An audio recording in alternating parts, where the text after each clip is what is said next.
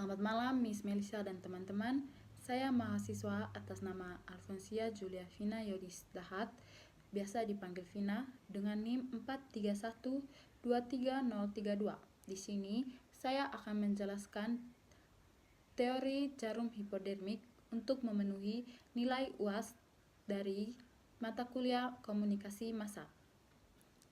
Teori jarum hipodermik muncul pada abad ke-20 dan menyatakan bahwa media massa memiliki kekuatan yang sangat besar dalam mempengaruhi pemirsa atau audiens secara langsung dan seragam, seperti halnya obat yang disuntikan dengan jarum hipodermik ke dalam tubuh manusia.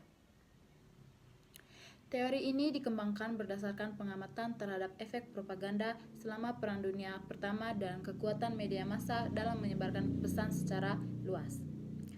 Salah satu tokoh yang sering dikaitkan dengan pengembangan teori ini adalah Harold Laswell, yang dikenal dengan analisisnya tentang propaganda dan komunikasi massa. Fungsi teori jarum hipodermik adalah untuk menjelaskan bagaimana media massa mempengaruhi audiens secara langsung dan kuat.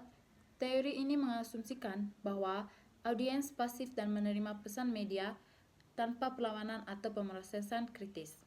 Hal ini berarti bahwa pesan yang disampaikan melalui media akan berdampak langsung pada pemikiran dan perilaku audiens. Contoh penggunaan teori dalam penelitian komunikasi.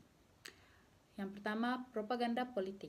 Penelitian tentang bagaimana propaganda politik digunakan oleh pemerintah atau partai politik untuk mempengaruhi pemikiran dan perilaku pemilih.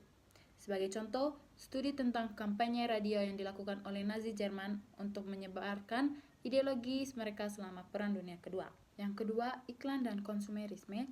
Studi tentang bagaimana iklan televisi mempengaruhi pembelian konsumen.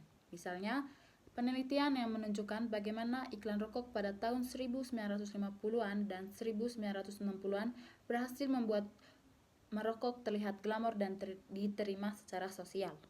Yang ketiga, kampanye kesehatan. Penelitian tentang efektivitas kampanye kesehatan masyarakat yang disiarkan melalui media massa seperti kampanye anti merokok atau promosi vaksinasi yang bertujuan untuk mengubah perilaku masyarakat secara luas. Kritik terhadap teori.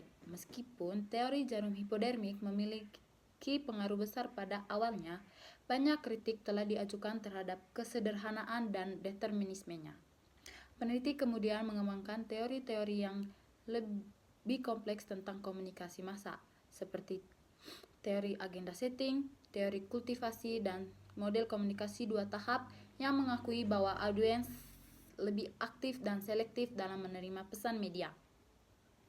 Dengan perkembangan ini, teori jarum hipodermik sekarang lebih dianggap sebagai bagian penting dari sejarah studi komunikasi massa daripada sebagai model yang sepenuhnya valid untuk menjelaskan pengaruh media massa saat ini.